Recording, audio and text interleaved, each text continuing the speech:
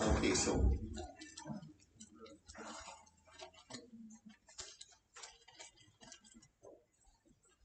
no other potentials, huh? Well, I can see my pretty pictures, but you won't be able to. If you're gonna do charades, can one of the phrases be phospholipid bilayer? It's now one of my favorite expressions. The phospholipid bilayer. Yeah, I know. I think rather than charades, I'll have you get up here and spin real fast, and you can be the flagella. I don't think I can spin that. Okay, so let's see what we can do in regard to this. So basically, nothing. Okay. There's no triple breakers there. Okay. Where did you? So we'll just be real flexible, right? You got nobody lost their toupee on the way in. Roger didn't. So okay. Well, you have the latest handout that you have, so we're gonna. So I believe you want to be.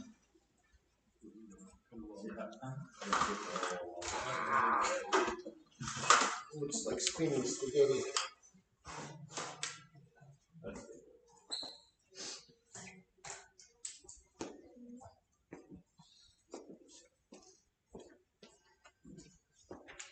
So let me take a piece so we can follow this. Go ahead. 2, 3, 4, 3. Oh, my God. Okay, so you're going to want to be on slide 63. So look at the slide, not the not the other. Okay. So let me go ahead and we have to be really flexible. This reminds me of when I was teaching in Africa, you know, and they couldn't get stuff to hook up. So we'll go with this. How big is the cell?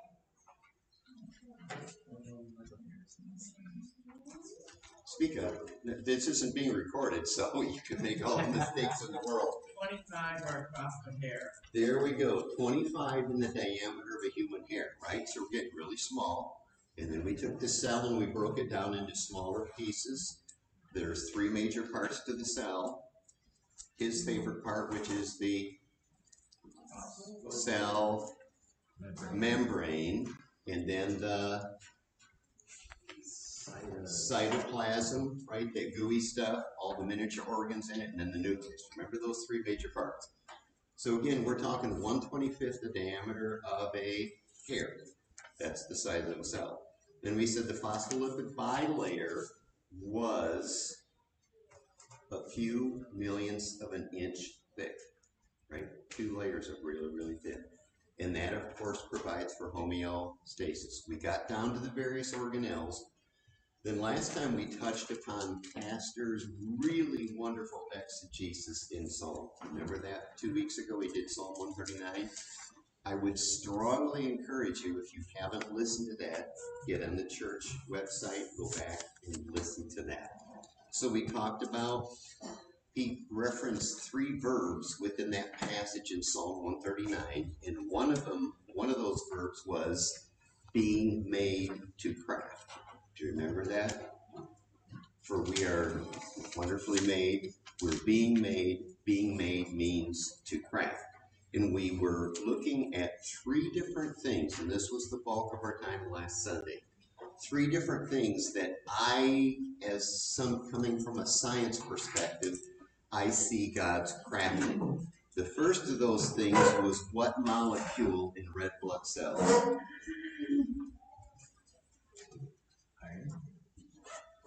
Think bigger. Hemoglobin, right? And we looked at that really complex hemoglobin molecule, and I put the chemical formula up there, monstrous. And we said there's 250 million hemoglobin molecules in every red blood cell. All those carefully crafted together. And in those monstrously large molecules, there's 4 little irons. And it's those 4 little irons that the oxygen hooks onto. Does that make sense? And literally what happens is when the oxygen hooks on, you know that stuff in your car is a result of salt, rust, and it undergoes an oxidative state. The iron does, and it changes its configuration slightly. It literally rusts. So when oxygen hooks onto the hemoglobin molecule, that quickly it undergoes a chemical change and it rusts. Now the average chemist would say you're nuts, but basically that's what happens. And so as it's going along in your lungs, as those little capillaries wrap around the air sacs, we never talked about those air sacs. So in your air sacs, you have about 200 million little air sacs called the alveoli. You've ever heard of the little alveoli? And so here's this, again, about 150 to 200 million per lung, and the little capillaries wrap around them. And as the blood flows through those capillaries and the oxygen is coming into those air sacs, the oxygen crosses over those sacs into the capillary, goes into those capillaries, grabs onto the hemoglobin molecule, and gets chemically bonded. Then it goes out the capillaries to the rest of your body. It breaks loose and goes across into your cells. And that's, you need the oxygen in the cells so your cells can live. And if your lungs aren't working properly, you don't get the oxygen carried over.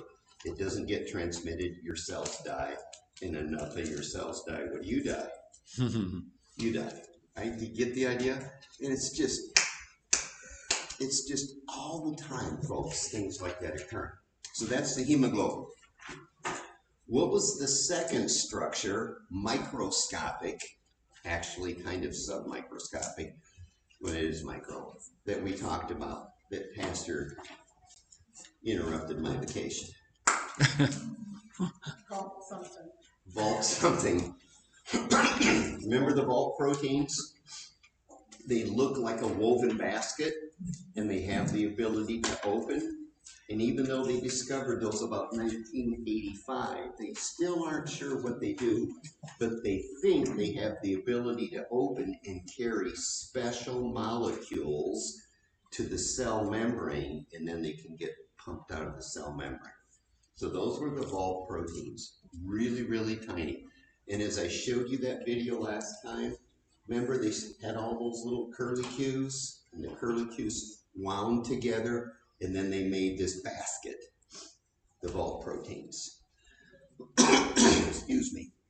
They think that also has to do with providing a certain level of immunity.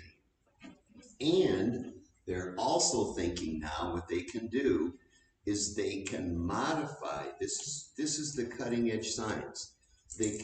Hoping that they can modify those vault proteins so when they go to treat certain conditions, they can force those vault proteins to carry chemicals deep inside the nucleus to alter stuff.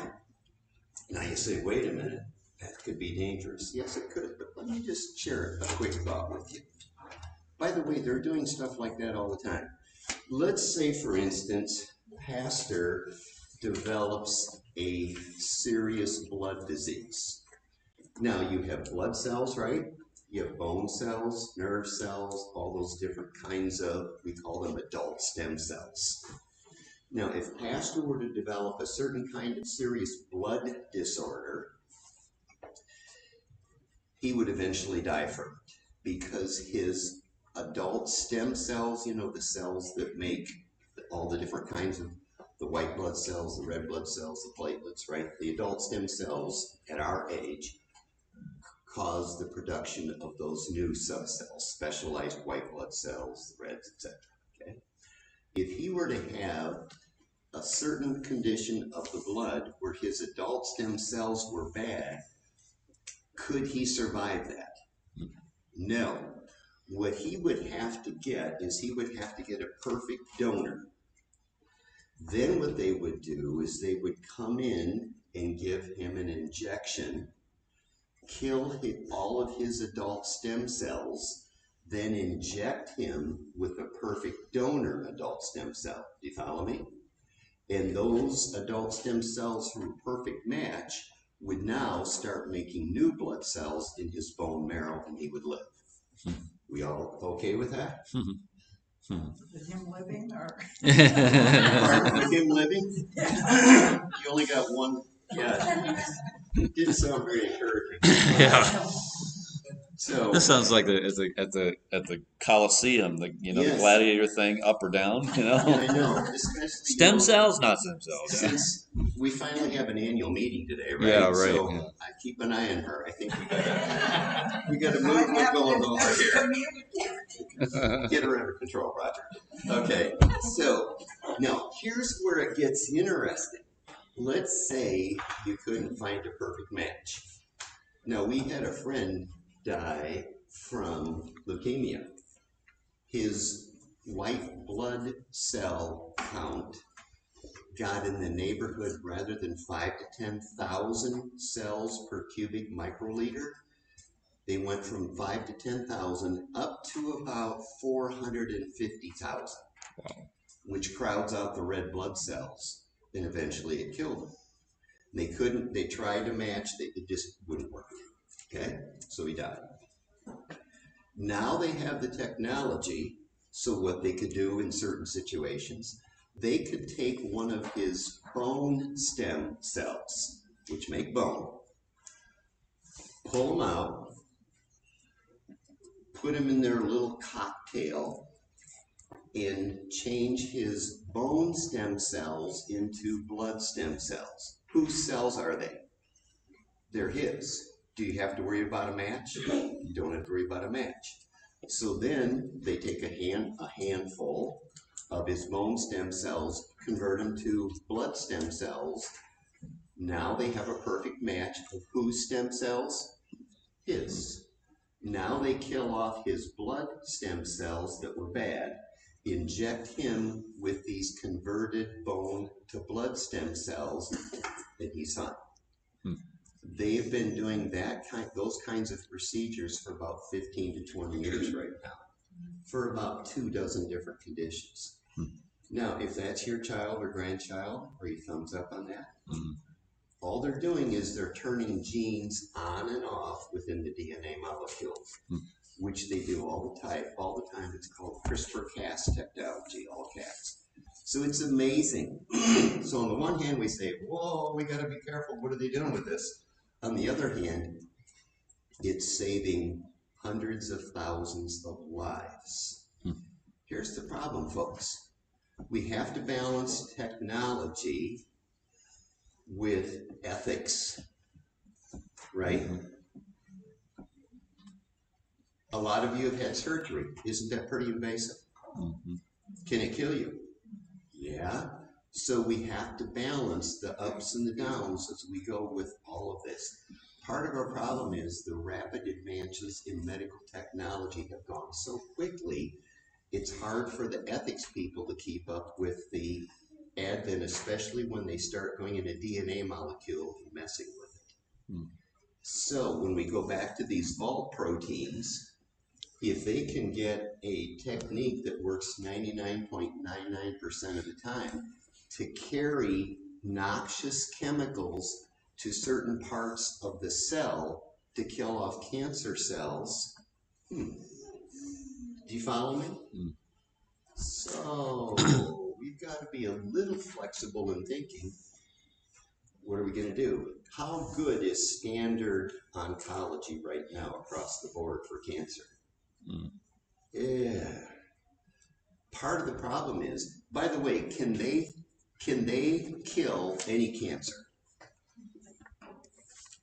Yeah. Yes. But the problem is, on the way to the market, when they're killing the cancer, what do they commonly do? Kill the organism. So if they can get, so here we go back to Mr. Bipolar over here. Phospholipid bilayer. I might be bipolar.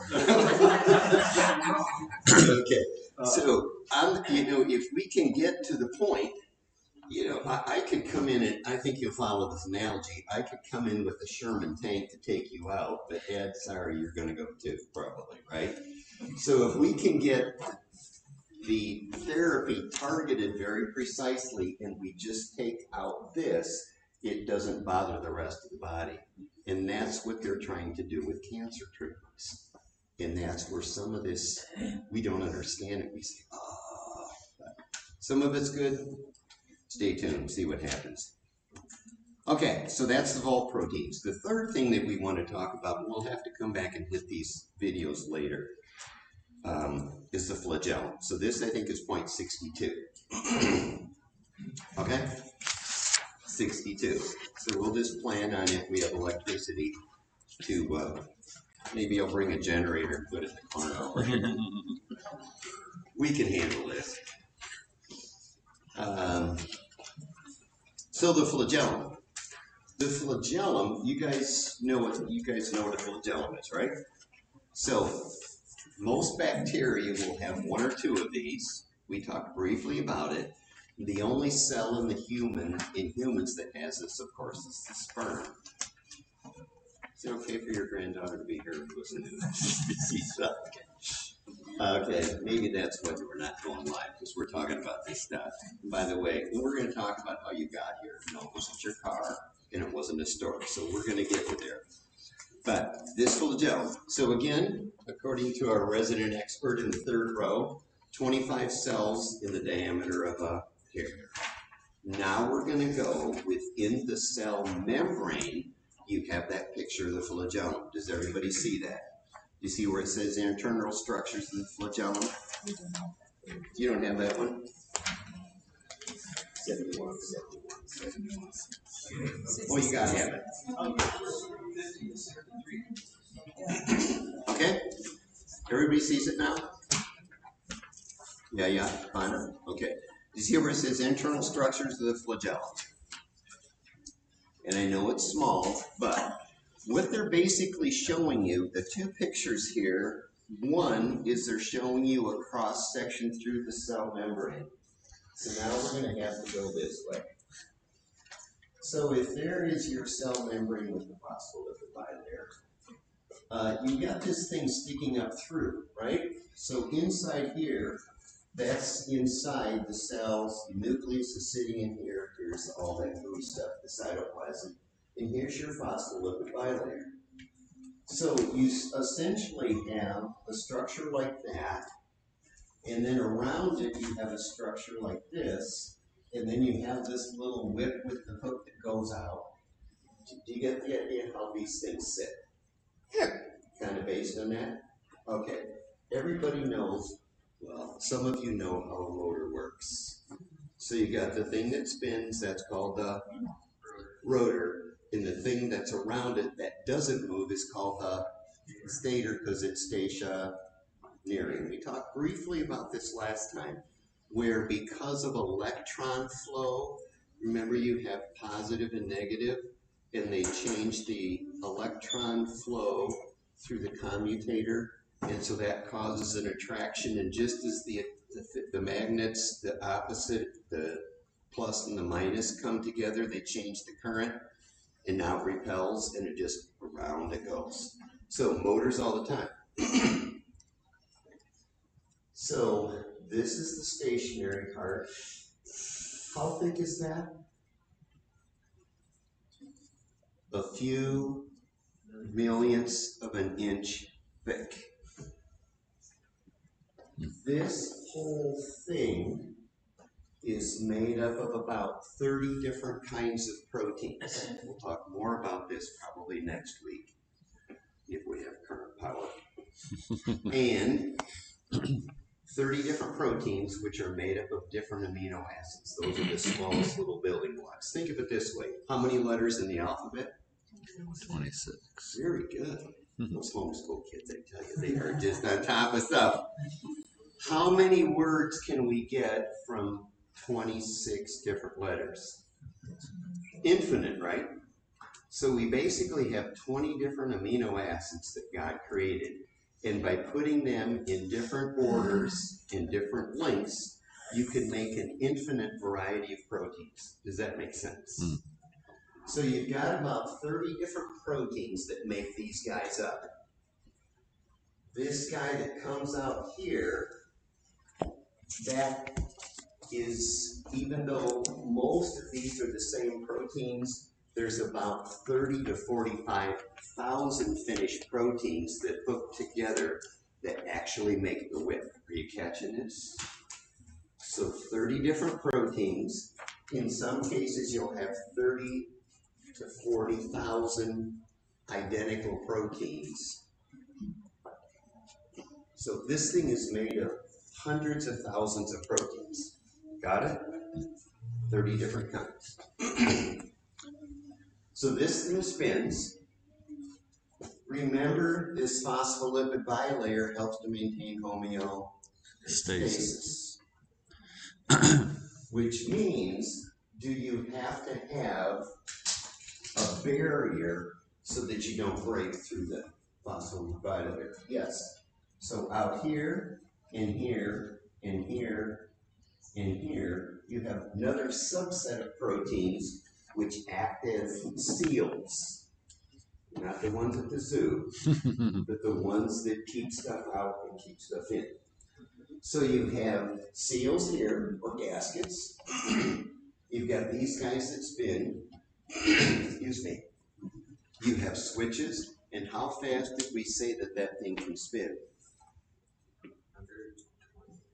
Very good. Come on up. You've done so good on this. So, yeah, in some of these, they can spin in the neighborhood of 100 to 125,000 revolutions per minute. Now, the average electric motor cuts us along at 1,000 or 2,000. Some special ones might go 10, but I've never heard of an electric motor that goes 125. Now, what drives motors is electrons, right? When we have electrons coming out of the wall, we can run all sorts of stuff. Your body doesn't use electrons, it uses protons. Do you remember that electrons have what charge, positive or negative? Negative. Protons have a positive charge. So God designed our system, electric system, to basically, at least for this stuff, it works on protons. Other parts works on electrons.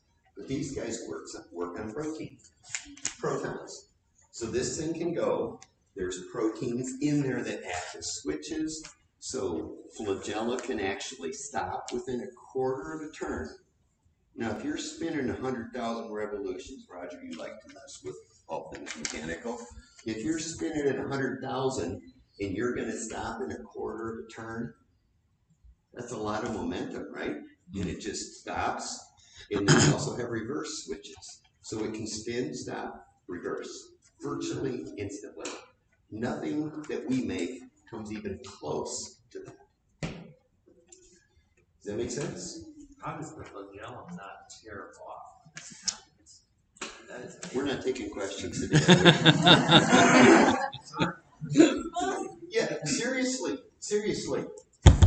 You can look at this and you say, no way, Jose. This was probably only about, I think this is probably about 8 years ago, as they were just beginning to break through some of this stuff. I came across an animation video by a couple of guys in Japan that produced a video showing this and the self-assembly of it. So I got permission from them to play their video in class. The reason I bring that up is this is so new, and once they figured out how this works, then so now you can read this in all different kinds of articles. It gets really technical, unless you go to something like Wikipedia, which is still, but I gotta interject here this also because we got lots of flexibility. Okay. So do you get the picture on this, folks? We don't understand, okay. They will still, if you go to Wikipedia, or just put in flagellum-Wikipedia, they will go in there and they have two big subsets in their article that say how this evolved. And how the creationists use this as an argument for creation and why they're wrong. I mean, they go out of their way to just be stupid. They really, really do. You want to explain how that evolved? You can't. And I'll give you some math later on another issue to show this point. So that's the flagellum. And when this baby spins, it will move. Like for instance, because sperm have these, they will move along. If you were to take a sperm and enlarge it to a 6-foot tall person, it books along at about 120 miles an hour.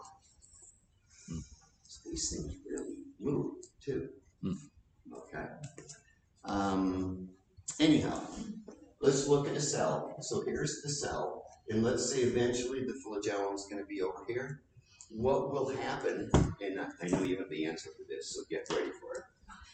What will happen is, how many different kinds of proteins? 30, 35, right? And how many copies of some? 30 to 40,000. So what will happen is all those parts get delivered over to that certain section of the cell.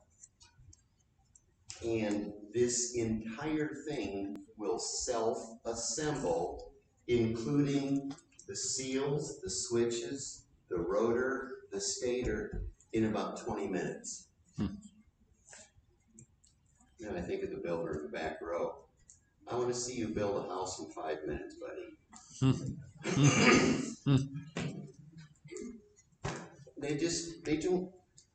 They don't even bat an eye. They'll just say it's evolution. Does that make sense? Absolutely not. Well, I wasn't going to bring this up, but, oh, and this thing right here, that's a hollow tube. And again, next week we'll show you the videos. Ed, aren't you the treasurer? No, you aren't? Maybe the bill's not. No, we're working, so we're working. So let's talk about cilia. You guys know what cilia are. So in your respiratory passages, you wake up in the morning and get that morning crud. Okay? Because it's cleaning out stuff. You guys know what those are. So in all the little bronchial passages, they're covered with, in your head, ciliated pseudostratified columnar epithelium. Oh. That's a whole course just to learn how to say that. Okay? So anyhow, this is 2, and it's covered with these cells. And by the way, that's the cells that COVID really likes to attack. And those little cells have these little cilia on it, right? You guys have seen that? So each one of those cells has in the neighborhood of between about 5,000 to 20,000 of these uber microscopic little hairs. Did you catch that? So if you get crud, if you're sweeping a bunch of dirty junk, and then eventually, for the next 24 hours, you keep coughing up that crud, because that dust, by the way, we cleaned out plant 1. That's what I'm coughing today. Golly, man. That's good. It was not good. I would look like Linus, but anyway.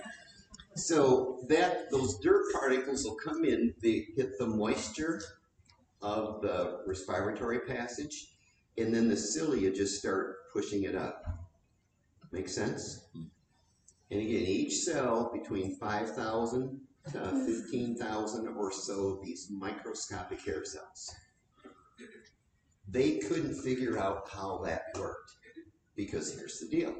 If you have a cell, here's your tube running like that. Let me put it up here.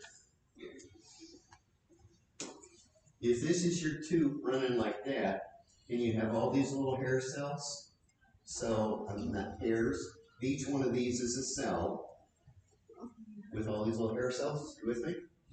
So if those little hair cells are moving back and forth like this, which that's what they thought, are you going to ever make any headway and move dirt particles out? No. So they're scratching their head. How does this work? It wasn't probably until about the 1990s, this is what they figured out. What these hair cells do is they will push, they'll go like this, come back, and push up. Everybody together, do the wave. Okay?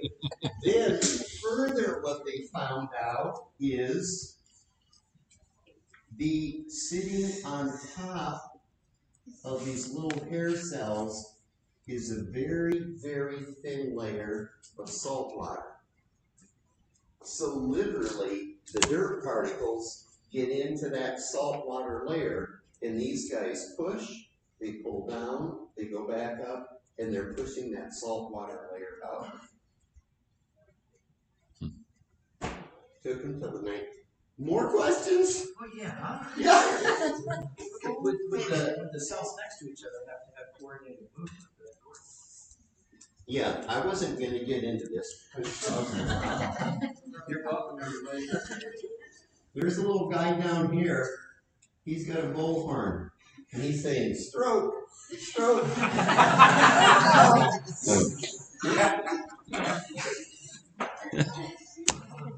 I get numb to those kinds of questions because I've had them and we don't know. But eventually they do find some of that. They eventually figure out exactly. But you're right. Is this coordination? Yeah, and it's just. And what's the default answer? Time and chance. You know. But excellent observations. You can look at all of this and you can say, I want to know, I want to know. Well, after a while, just say, it's beyond above me. So, hopefully, you get where I'm coming from. Yeah. There's two things that I thought of right now. This is from my past. There was a word, supercalifragilisticexpialidocious. Yeah. Then, Genesis 1:1. In the beginning, God created the heavens and earth. Yeah. It works. It works.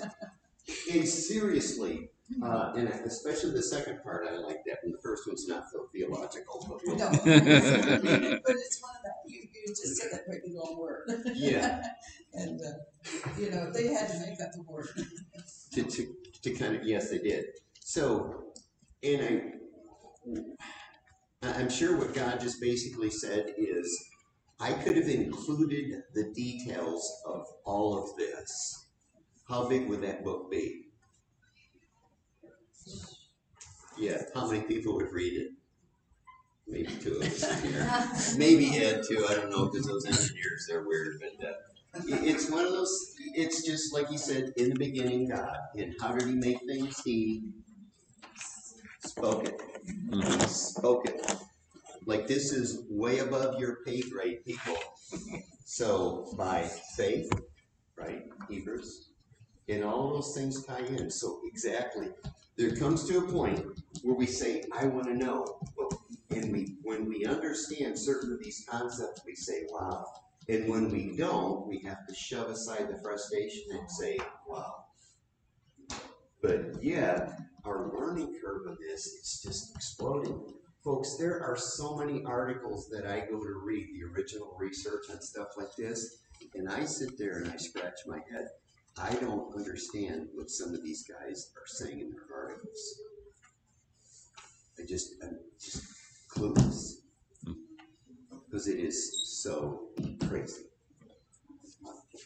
Okay, anyhow, where were we? So this little tube here, that's made of, and you'll see this next week with and then I gotta close this. That is a 20 nanometer hollow tube. A nanometer is a billionth of a meter. Okay? Now you guys know what a meter is. It's basically 39 inches. You take a thousandth of that and you have a millimeter. Then you take a thousandth of that and you have a million. Then you take a thousandth of that and you have a billionth of a meter. That's how big that baby is. Jim, would you close this up? Father, we are truly amazed at your creation.